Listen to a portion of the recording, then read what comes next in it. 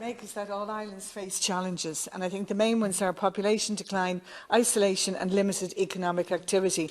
And that small economic activity is usually limited to three areas: agriculture, fishing and tourism. But one of the biggest threats is the loss of population due to limited work opportunities, but especially for talented young people. And in many respects, the islands are a victim of their own school success, because with that very powerful pupil-teacher ratio, many of the island children are going on to third level. But then when they come out of third level with their degrees, there are limited work opportunities to bring them back to the islands. And so what we're seeing is a brain drain from the islands. The islands have so many advantages compared with the mainland. They're innovative, they're adaptive, they're self-reliant. And the reason is they have to be. You know, there's a very strong community involvement. But successive governments have failed to recognise that, and they've failed to support those island communities who are struggling to survive. And the failure has not been through a lack of goodwill, and there have been occasional beneficial efforts, and I acknowledge them in your own amendment, but there has been a deep misunderstanding of the nature of the problems that islanders face and how to fix them. And I give some examples, because many policies implemented nationally, they can work well on the mainland, but they impact negatively on the islands, and very often with serious repercussions. And that's because islands are small, isolated communities, and they don't have the range of services and skills that the policies presuppose. And I have three examples on that. Many smaller islands, for instance, they can't provide the creche or preschool facilities simply because of the onerous training and qualifications that are now demanded. Another example is in relation to recycling and waste disposal facilities. Again, the legal requirements now are extremely onerous for the small scale involved. Another example are the regulations that were brought in regarding accommodation associated with the Irish colleges. Now, this has had detrimental consequences for the islands. Student numbers had to be reduced to almost unsustainable numbers, and for many families, these summer colleges are their main source of income to sustain them throughout the year. The feeling is that the new rules were brought in to suit areas like Connemara, where there are large pupil populations during the summer months. So I believe islands are great locations to pilot environmental and natural-based, resource-based innovations if the red tape is somehow resolved. Again and again, islanders have to fend for themselves, but they're being prevented from doing so by well-meaning legislation, but it's legislation that imposes an impossible burden of compliance on them. And so good things remain undone and problems remain unsolved. Now, the 1996 report of the Interdepartmental Coordinating Committee, the last published strategy on the islands, it was one that pledged to begin work immediately to get a programme of work up and running. Since then, though, initiatives have been adopted on an ad hoc basis, entirely insufficient to address the growing needs for action. Currently, no policy for offshore islands, and that has to be rectified. Offshore and inshore islands do differ greatly, not only from a geographical point of view, but also from a socio-economic point of view, so they have to be treated differently accordingly.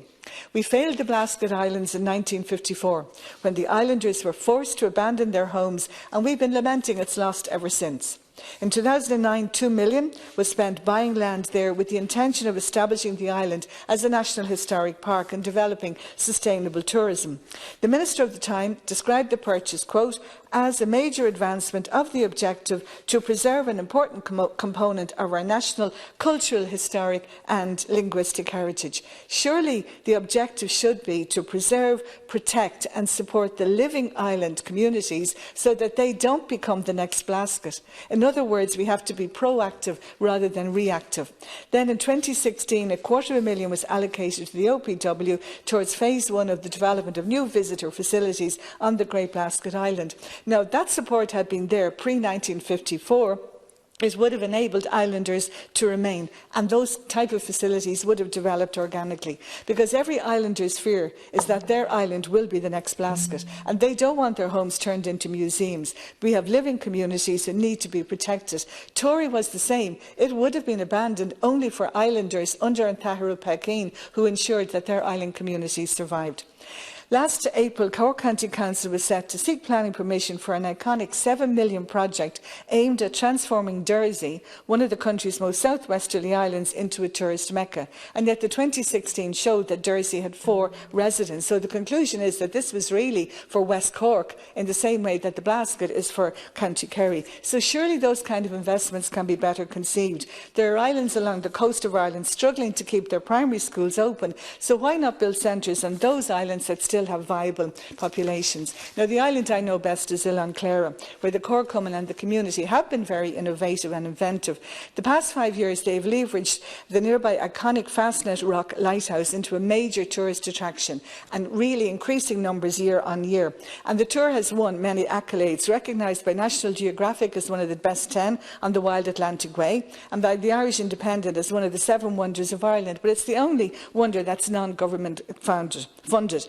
So Ilan-Clara have shown the way, so why not an urgent pivot of state investment in iconic tourism infrastructure towards those islands with living populations? Now, question: 150 million is currently earmarked by Fáilte Ireland for immersive heritage and cultural experiences, and I have to ask, well, what portion, if any, will be invested in our inhabited offshore islands? There's a real urgent priority regarding housing. Families and young children who want to live in the pristine environments of islands with the excellent pupil-teacher ratio are being priced out because there's a limited supply of housing on islands, and there's competition from very wealthy people for luxury summer houses. There's also an ability for one individual to own 2 or 3 homes on an island and leave them uninhabited. There's a need for a flexible housing policy through community associations and local cooperatives on islands. Closing an island school is the death knell for islands, because without children, the islands will effectively become retirement homes. Now, Irish Water did major work on Ilan-Clara for laying water pipes, and they also had to redo the roads which they had disturbed. That covered 2/3 of the island, but there was no joined-up thinking with the council, who are going to repair the other 1/3, but now the infrastructure, the equipment, the workforce have to be brought back in, whereas they were there already. I just don't understand that this can happen. We're all agreed on the need for a policy for all islands, a policy where the real needs of islanders of the islands will drive the agenda. So who understands those needs and those challenges best? Who understands the reality? Islanders, not officials, some of whom have never set foot on an island, and some of whom have spent maybe an hour of a visit or 2 hours of a visit. So islanders have to be on that interdepartmental committee to ensure the policy is in line with their specific needs, and a policy that will enable the islands to grow and to flourish. And we have the example from the Programme Implementation Board that was set up to address the needs of the North Inner City following from the feud and years of neglect. High-level officials from all the departments, but there are 2 community reps on that programme implementation board, so it can be done. And just coming to an end, ahantas agus cogardas chuig teachtadála ó Conile agus a ifig de réir an obair siad a gcóir an gnó seo. Now, history repeats itself for those who are unwilling to learn from the past. So I think we can learn from past mistakes, but it means acting now. And I'm going to finish with this. Dimig nadini amach na mintira, tá an blasquaid mór ciúin anish, leis féin os ciúin na tíde. So let there be no more island silence on the coast of Ireland, and the best way to do that is have islanders involved in addressing their needs. Thank you.